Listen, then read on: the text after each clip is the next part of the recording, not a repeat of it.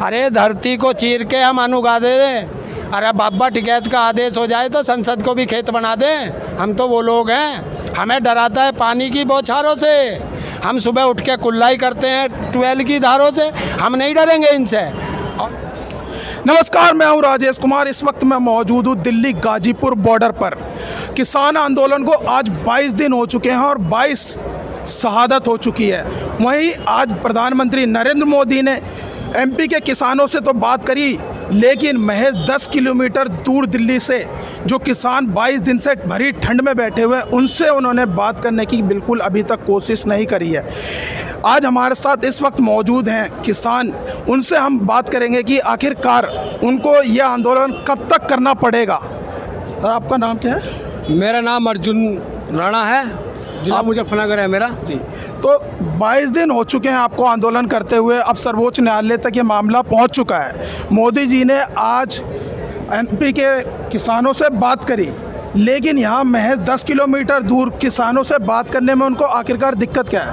मोदी जी की तो दिक्कत ही दिक्कत है भाई, उन्हें दिक्कत ही दिक्कत है। हमारे से तो कुछ ज़्यादा ही दिक्कत हो रही। और लखनऊ और दिल्ली को, पश्चिम उत्तर प्रदेश, पंजाब, हरियाणा, इन सब राज्यों से तो बहुत पुरानी दिक्कत रही, क्योंकि ये संघर्ष करने वाले आदमी हैं, संघर्ष करने वाले व्यक्ति हैं वहाँ के, तो इन्हें दिक्कत ही दिक्कत है हमारे से तो। लेकिन आज जो उन्होंने कहा कि हम तो स्वामीनाथन रिपोर्ट को लागू कर चुके हैं। कब की इन्होंने लागू? स्वामीनाथन की रिपोर्ट कब लागू? आज तो मोदी जी खुद ही कह रहे थे, वो झूठ बोल रहे हैं, इसका मतलब पक्का? अरे भाई, मोदी जी ने झूठ बोला। अब तक बोला क्या 7 साल में?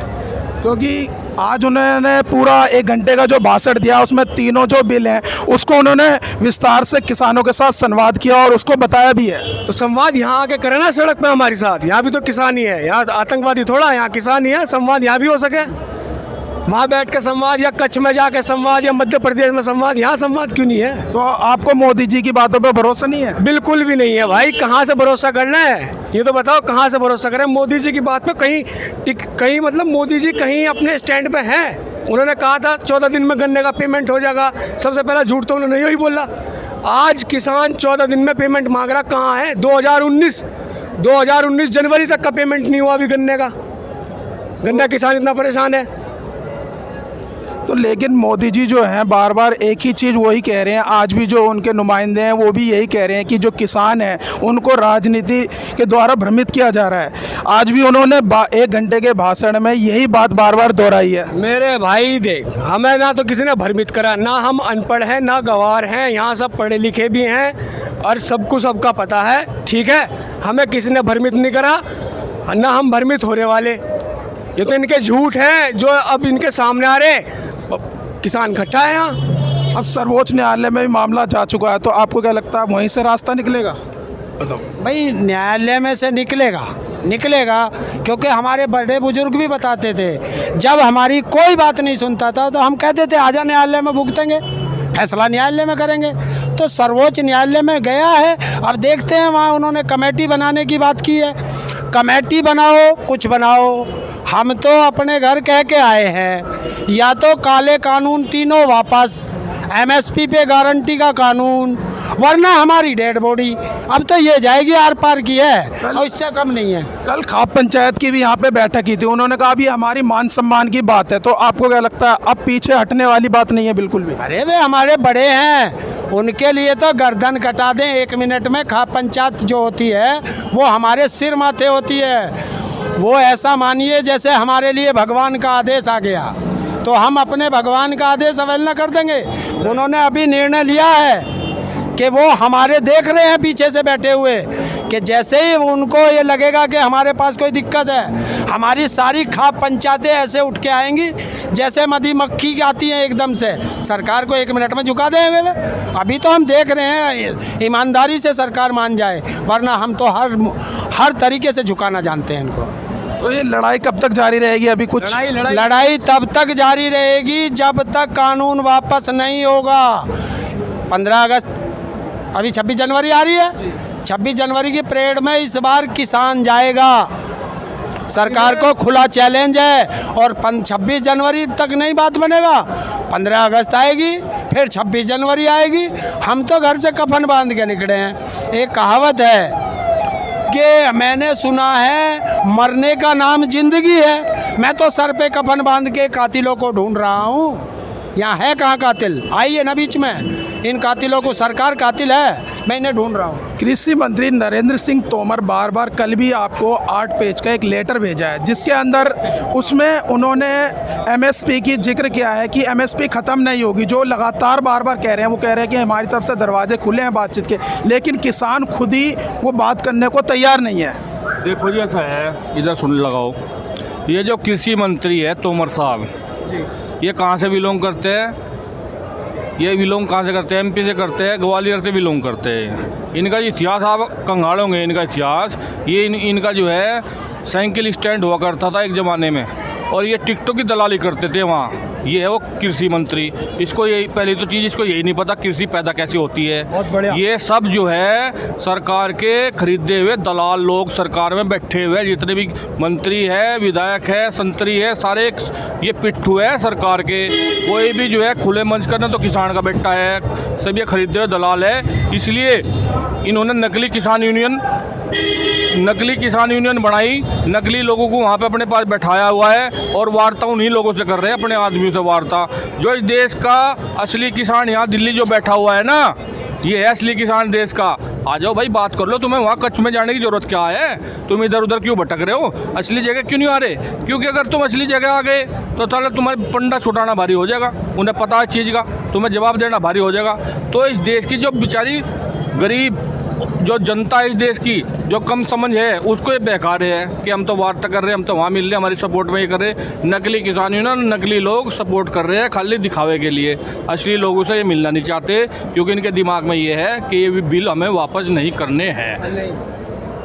सरकार अभी तक जो है नरेंद्र मोदी जी वो गुजरात के कच्छ में गए, उन्होंने किसानों से भी बात करी और एमपी के किसानों से बात करी, लेकिन ऐसा क्यों हो रहा है कि दिल्ली के बॉर्डर के आसपास किसान जो बैठे हुए वो उनसे बात क्यों नहीं कर रहे? क्या ये जो बैठे हुए हैं ये राजनेताओं के भड़काए हुए बैठे हुए हैं?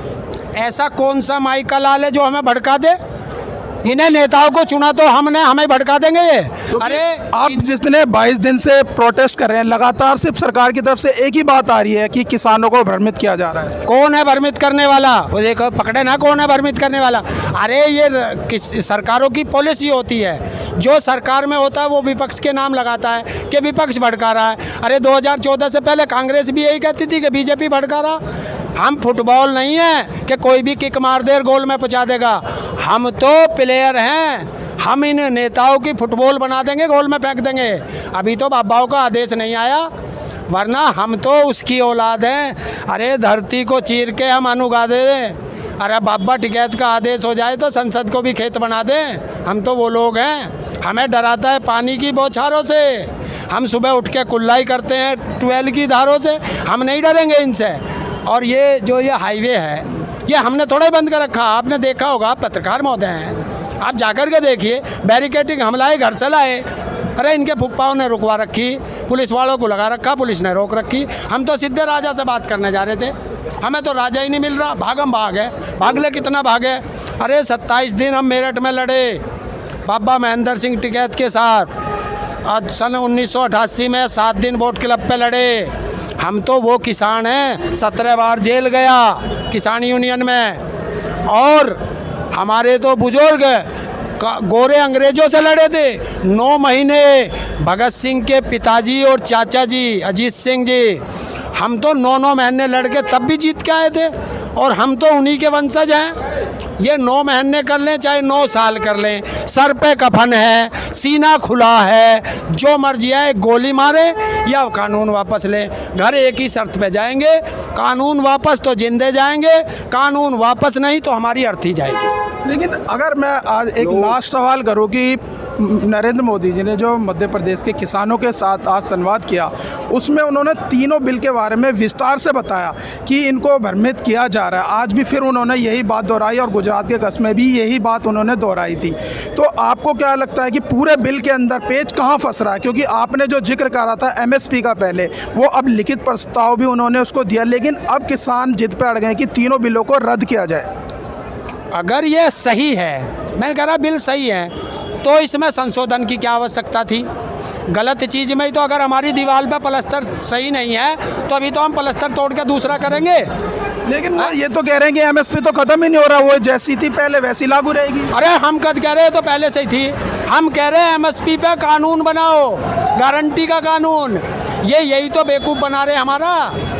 अनपढ़ आदमी बैठे हैं जिसे कृषि के बारे में पता नहीं, इस सरकार में ये है जिसे कृषि के बारे में पता नहीं वो कृषि मंत्री, जिस पे डॉक्टर की डिग्री नहीं वो स्वास्थ्य मंत्री, अनपढ़ आदमी शिक्षा मंत्री हैं, तड़ी पार गृह मंत्री, बहू को छोड़ के भग जा वो प्रधानमंत्री।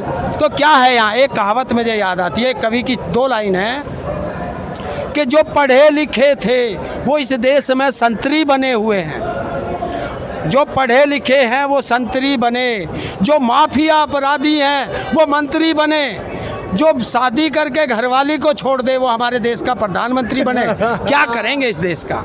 मोदी जी सुधर जाइए, वरना जनता वो जानती है आप परमानेंट नहीं है, ये परमानेंट कुर्सी नहीं है, हर 5 साल में बदलती है। 5 साल में ये रसातल पे जानते हैं हम, सर पे बैठाना जानते हैं तो पैर से ठोकर मारना भी जानते हैं, तो इसे बदल देंगे। एक बात और, जो ये अब मोदी जी कच्छ में जाके मध्य प्रदेश में जाके संवाद कर रहे, अगर ये बिल ला रहे थे, तो पहले बात कर सके थे किसान से।